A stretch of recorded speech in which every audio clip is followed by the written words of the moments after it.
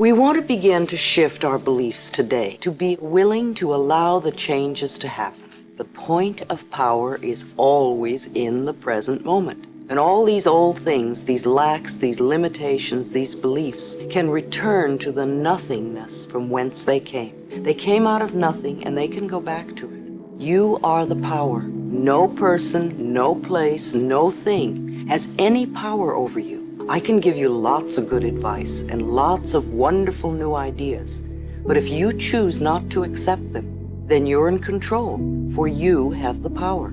You are the only person that thinks in your mind, and you create your experiences. And just for this moment, I want you to catch the thought you're thinking right now and ask yourself, is it negative, or is it positive, or is it neutral? Do you want this thought to create your future? We're paying too much attention to the immediate pleasures of life. There's so many of these other distractions going on. You want to be paying attention to yourself. And the problem with people in the world today is you're not paying attention to yourself. You're not inside your own head. You don't hear those voices. You don't hear what you love, what you like anymore. And so you're always like attuned to what other people like. Self-awareness, being able to hear those voices, is the key to everything. You are a much more interesting person than you give credit for, because you're trying to act, you're trying to fit into the group and be what other people want you to be. Yeah. And, we all want the power to change ourselves, right? That's why self-help books do so well. Yeah. But you can't begin to change yourself in any meaningful way until you confront who you really are. If you go out in public and you don't look in a mirror, your hair you're going to look really weird, right? You can't begin to improve your looks until you look in the mirror. You can't begin to change yourself until you look into that mirror of who you really are, all that other stuff that you don't want to confront. Comparing yourself is not self-reflective. When you compare yourself, your standard is always what other people are doing. They're on these great vacations. He's got a great job. Tom has this amazing house where I'm living in this hovel in Los Feliz, right? That's not looking at myself.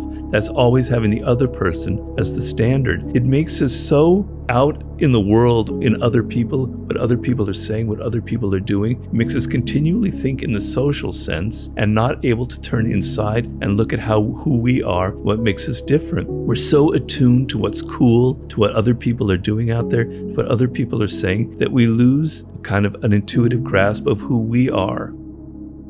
When you start thinking of yourself as a victim, you become the victim, right? It becomes a self-fulfilling prophecy. You feel like you have no agency. So a lot of people now are talking about the crisis among young men. And young men are having a crisis in the United States. They're falling behind in school. And then I say, my advice is, look, this is the culture that you live in.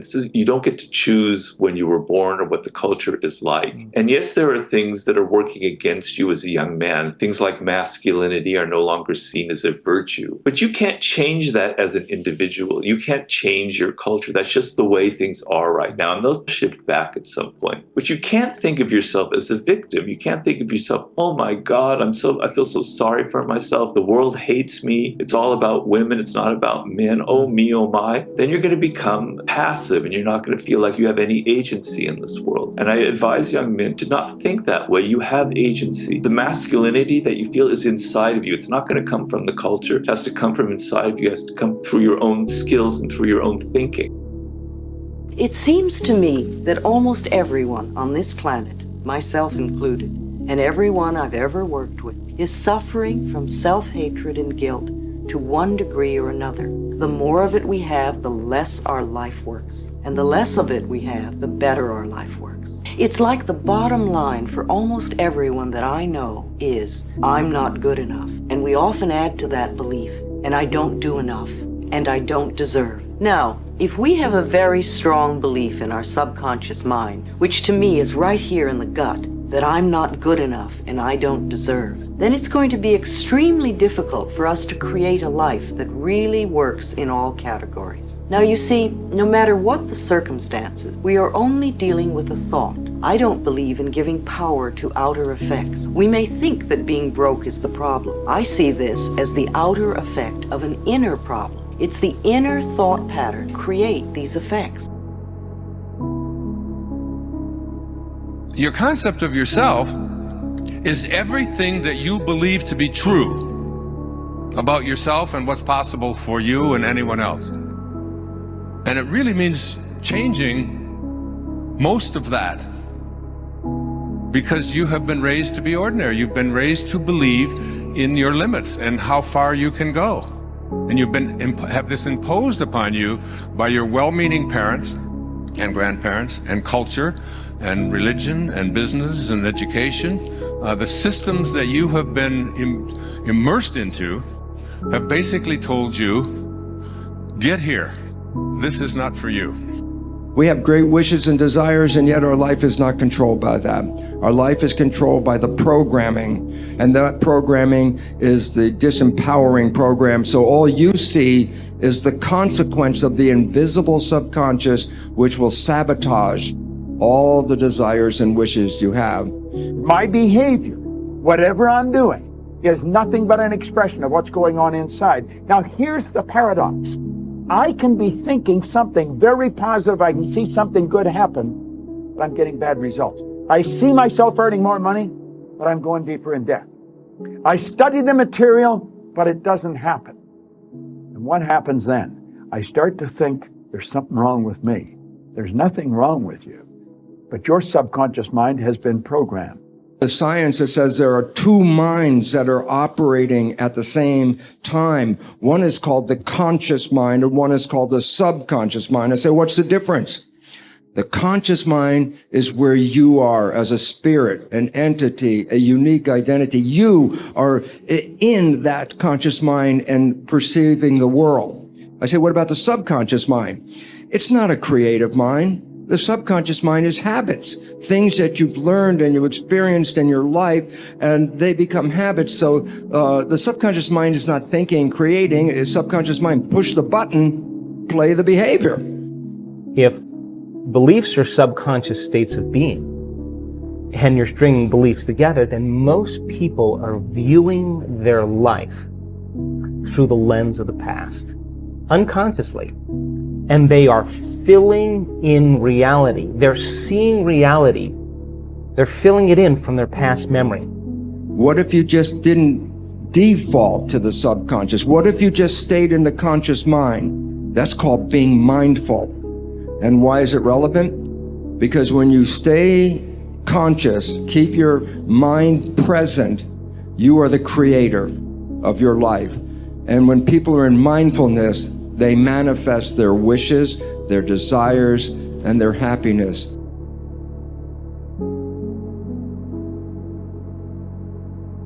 I want you to actively try to expand your image of yourself. So here's an experiment you can do tomorrow. Try to drop everything that people have said about who you are and try to reimagine yourself. Think of yourself as having limitless potential with resources of energy and resilience that you haven't even begun to tap into. Imagine for yourself a powerful sense of destiny, that at your birth you were actually fated to accomplish something great. Reassess your ambition. Ambition nowadays is almost seen as a dirty word, but it's not. It's a great thing. It's the source of anything that is powerful and fantastic in this world. Stop feeling the need to be so humble and self-deferential in life. If you have a pet project that you've been wanting to do, think of actually starting it in the near future. We become what we think about most of the time, and that's the strangest secret. This is why thinking is so vital. This is why a goal is so important, because we will become that. This is why people who set goals achieve them. The trouble with men is not in achieving their goals. They do that. It's in establishing them. Well, that's about it. I think it's good to remember that if we just go along with the crowd, we won't wind up with much more than the wish that we could do it all over again, and as far as we know, you can't.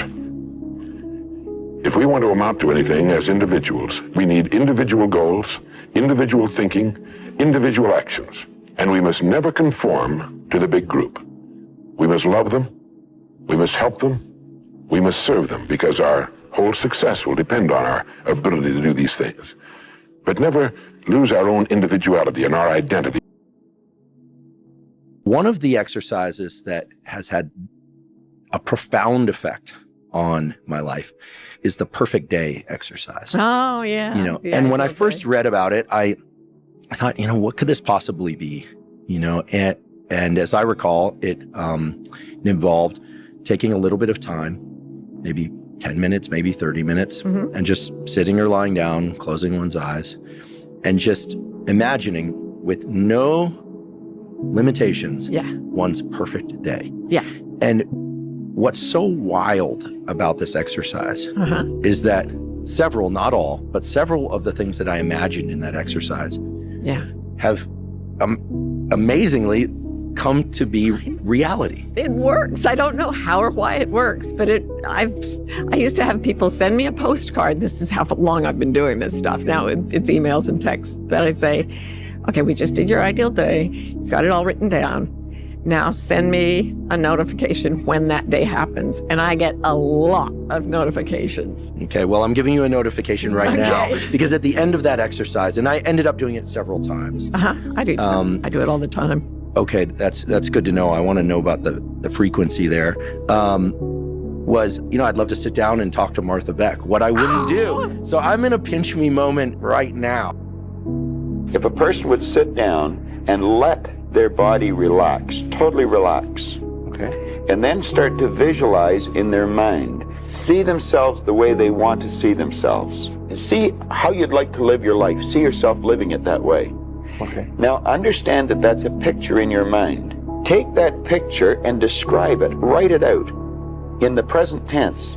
I am so happy now that I see myself, and write it out. Start to read it, and read it, and read it, and read it every day. Carry it around and keep reading it. The one point that all the great teachers, all down through history, have all agreed on, they've been in complete unanimous agreement on it, we become what we think about. Now, it may be fantasy at first, it might even appear to us as being a lie. But if you read it often enough, you'll start to believe it. So in your mind, you climb up that mountain. After 1 mile of walking, you discover a beautiful restaurant surrounded by beautiful people. You smell delicious food and the great variety of beverages. When you follow that temptation, you have already lost your track. When this temptation becomes so strong that you don't want to leave that place anymore, then the sensual desire has turned into an obsession. In both cases, remaining at that place means you can't get clarity. I talked about a little bit earlier about having micro goals. So we all have ambitions, we all have dreams and goals and desires that we want, and our culture fills us with these kind of vague hopes and dreams. I'm going to be this, I'm going to be that. But really what gets you to where you want are habits, are daily habits. There are negative habits that you can't get rid of. Smoking, drinking, online porn, whatever your daily habit is, you can't get rid of it. But there are other habits that, like discipline, like working every day, like taking steps to reach your goals, that are immensely liberating. And you can get rid of your bad habits through developing positive habits, right? So the goal here is to focus less on the giant dreams and on the everyday process of changing your thinking.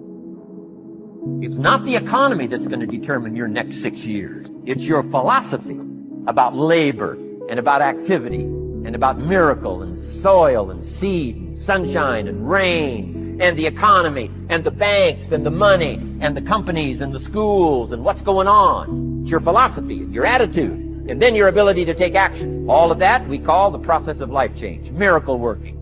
The objective of life is not to rest. The objective of life is to act. Think of more disciplines. Think of more ways and means in which to use your own wisdom and your own philosophy and use your own attitude, your own faith, your own courage, your own commitment, your own desires, your own excitement.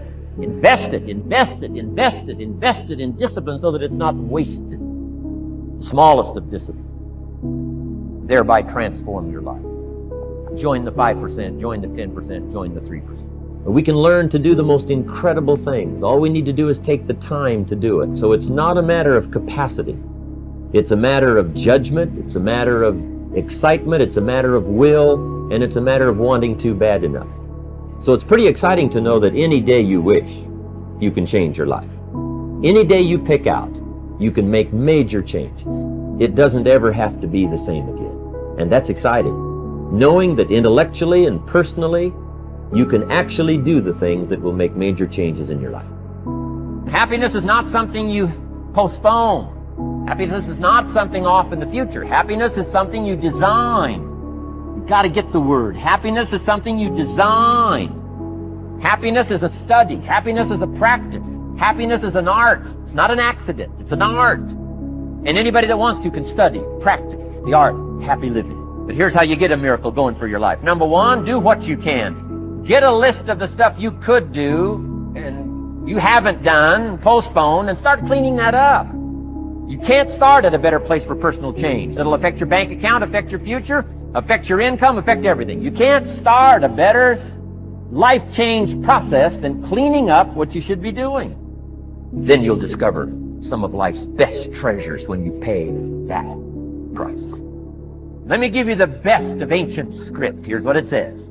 Whatever your hands find to do, do it with all your might, do it with all your strength, and do it with all your power.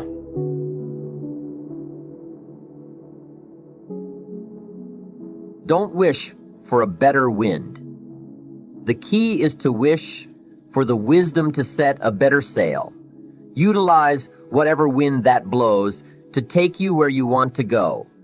That is the philosophy of success I picked up at the age of 25, and it revolutionized my whole life.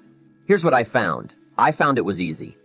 I was a millionaire at the age of 31, and I found it wasn't difficult at all. Now, here's my definition of easy. Something I could do. I figure if it's something you can do, it's easy. But here's a little qualification. I worked hard at it. I made sure my disciplines were in line. I made sure my habits were good. I made sure I did all that I could. I found something that I could do, but I worked hard at it. I got up early and stayed up late and worked hard from age 25 to 31. But what I did was easy, meaning it was something I could do. Well, Mr. Ron, you say, if it was so easy, why during those 6 years didn't those other people around you get rich? Here's why. It's also easy not to do. How else would you describe it? It's easy to keep doing the things that don't work. It's easy to keep the bad habits. It's easy not to develop the disciplines. It's easy not to. So why did I get rich and they didn't? It all comes down to a philosophical phrase. The things that are easy to do are also easy not to do. That's the difference between success and failure, between daydreams and ambitions. Here's the key formula for success. A few disciplines practiced every day. Those disciplines have to be well thought out. What should you spend your time doing? You don't want to waste your time on things that aren't going to matter. But a few simple disciplines can change your whole economic future. A few simple disciplines can change your future with your family, your business, your enterprise, your career. Success is a few simple habits, good habits, repeated every day. Here's the formula for failure. Errors in judgment repeated every day. All you've got to do is have a few errors in your judgment and repeat them every day. And I'm telling you, they'll spin out of control in 10 years. You'll end up driving what you don't want to drive. You'll be wearing what you don't want to wear. You'll be living where you don't want to live. You'll be earning what you don't want to earn. A few errors every day, a few bad habits can be disastrous. It's easy to repeat an error in judgment because failure doesn't fall at the end of the first day. Bad habits don't show their horrible results at the end of the first day, or the first week, or even the first month. It's easy to get fooled. If disaster occurred at the end of the first week, we'd change our philosophy right away. But the slide downward is subtle. You get you a little off course, and you keep drifting until all of a sudden you're caught way off course. You've got the choice right now of one of two easies: easy to do or easy not to do. I can tell you in one sentence how I got rich by the time I was 30. 1. I did not neglect to do the easy things I could do for 6 years. That's the key. I found something easy I could do that led to fortune, and I did not neglect to do it. the major reason for not having more of what you want in America. More health, more money, more power, more influence, more everything. The major reason is simple neglect. If you don't take care of neglect, it becomes an infection, and then it becomes a disease. So if you're in the habit of not doing it, get in the habit of doing it. Do all it takes, and before you know it, success will be yours for the having. Don't let your learning lead to knowledge. You'll become a fool. Let your learning lead to action. You can become wealthy. You make the effort to sit down and design a new life, and you make it the most important thing. And you spend time every day feeding it like a gardener feeds a seed. You will produce fruit. It may take some time in the beginning, and it may take some time in developing the art to control your mind from all the things that it needs to do. But most people stop because they look for the results in their world after a small amount of effort. And when they don't see those results, they immediately discount its possibility. And yet, right on the other side of that is the potential still existing. We're lazy as human beings. If we don't get our quick, immediate fix on what we need, we're impatient. We should be willing to sit down and take a piece of our day and set it aside and give thanks that we have life. And here is a very simple technique that you can use. And I call it the movie technique. All right? Now imagine that you go to the movie. And you get there, and it's very, very late, all right? And you get in, and they let you get in, even though it's toward the end of the picture, and the new picture is going to be starting in a little while. And you go in, and you watch the last 10 minutes. So we call this the last 10-minute technique, all right? You watch the last 10 minutes. You see how the movie ends. You see how everything comes together. You see how the hero advances. You see how everybody achieves. You see how it all falls together and everybody ends up happy and so on. Now, having seen the last 10 minutes, you then sit through the whole movie. However, now you sit through the whole movie and you see the danger, the drama, the tragedy, the unhappiness. You see the misunderstandings and so on. However, you see, as you watch the movie, you know how it ends. You know that there's a happy ending because you've seen the last 10 minutes. Now, this is the critical attitude. As you look at the difficulties that you face on a day-to-day basis, have this attitude that these are just what happens, but in the last 10 minutes, everything comes out right and you achieve your goal. So take a look and take this philosophic attitude toward every difficulty as this is part of the movie, but I know that in the last 10 minutes, it's all resolved. Just pretend that you already know the end of the picture, and that pretending will make the movie come out exactly as you desire. Let me just say this, is that your persistence is your measure of your belief in yourself. Your persistence is your measure of your belief in yourself. And every time you persist in the face of adversity, your belief in yourself increases until it reaches the point where you become unstoppable on the road and on the pathway to your goals. And you're going to fail, and you're going to fail, and you're going to fail, and you're going to fail, and then you're going to win. It's the what if I can pull off a fucking miracle. What if I can become someone that no one thinks I can be? Stop complaining about the results you didn't get from the work you didn't put in. The only way to become more successful than most people is to be willing to do something most people aren't willing to do. The man who never failed, the man who never fell has no glory. The man who fell and got back up, that's where his glory is. The man who fell 20 times and got up 21 times, that man has even greater glory. If you can't control yourself, then you're in a lot of trouble in this world, right? Because when you just naturally are yourself doing things, you're going to offend people. You learn early on we're social animals. I have to tailor my behavior. You know, if you go on babbling about how you feel and think, etc., and you just say what's the first thing on your mind, you're going to be saying things that are going to offend people. You're going to be making a fool of yourself.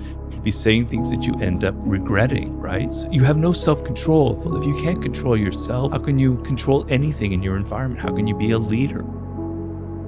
The person who talks less always gives off a greater aura of power than the people that are yabbering all the time, that are talking, that can't control their tongue. And the idea is, if you can't control your mouth, if you just keep talking and talking, it gives an aura to other people that you can't control anything else. You have no self-control. And that is a very unpowerful aura. And obviously, the more you talk, the more you are prone to say something kind of stupid and irrational that you're going to regret. And so powerful people know to command an audience. They sit there, they let other people talk and argue, and then occasionally they utter something that's maybe a little bit ambiguous. And it goes, whoa, that's very interesting. Robert said that. What does that mean? You look powerful, right? You give off an air of mystery. You give off an air of control. Learn to control what you talk and learn that there are moments that saying less is actually much more powerful than just yammering on and on. If you will say before you go to sleep, I believe something wonderful is going to happen to me tomorrow. And if you'll say when you get up in the morning, I believe something wonderful is going to happen to me today. And if all day long you say, I believe something wonderful is going to happen to me, you'll find that as you go to sleep the next night, and try this today, it's a very powerful exercise. It sounds a little bit corny, but it's a very powerful exercise. If you'll try it, you'll find that when you go to sleep, you will not be able to think of all the wonderful things that happen to you.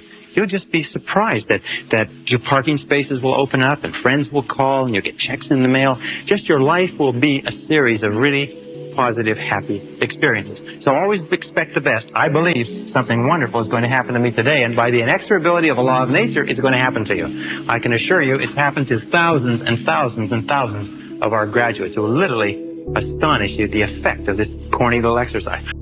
Where do you go for your intellectual feast? Pity the man who has a favorite restaurant but not a favorite author. He's picked out a favorite place to feed his body, but he doesn't have a favorite place to feed his mind. One way to feed your mind and educate your philosophy is through the writings of influential people. Maybe you can't meet the person, but you can read his or her books. Churchill is gone, but we still have his books. Aristotle is gone, but we still have his ideas. Search libraries for books and programs. Search magazines, search documentaries. They are full of opportunities for intellectual feasting. In addition to reading and listening, you also need a chance to do some talking and sharing. I have some people in my life who help me with important life questions, who assist me in refining my own philosophy, weighing my values, and pondering questions about success and lifestyle.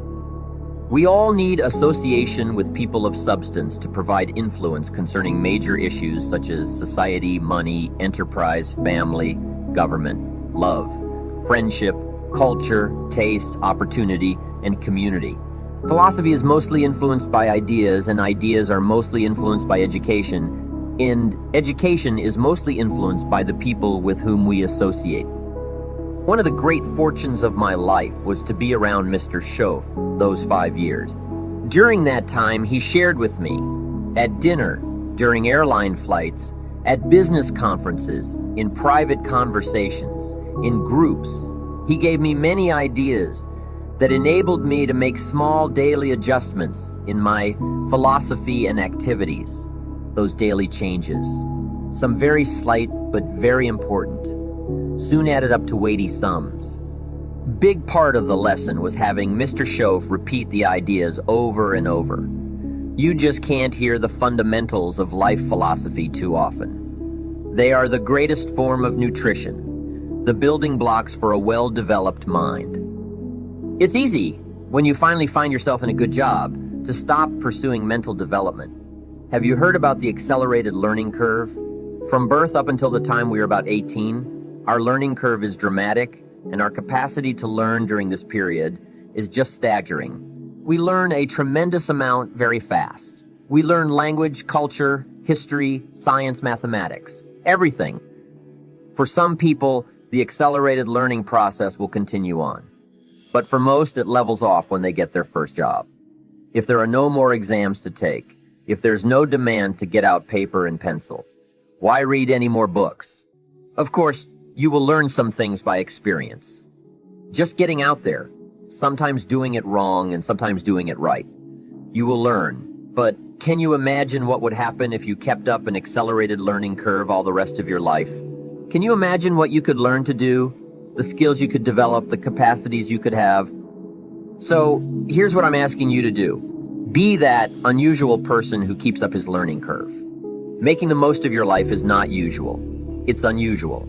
You need to develop some unusual habits to earn the outstanding rewards. A friend of mine said, standard education will get you standard results.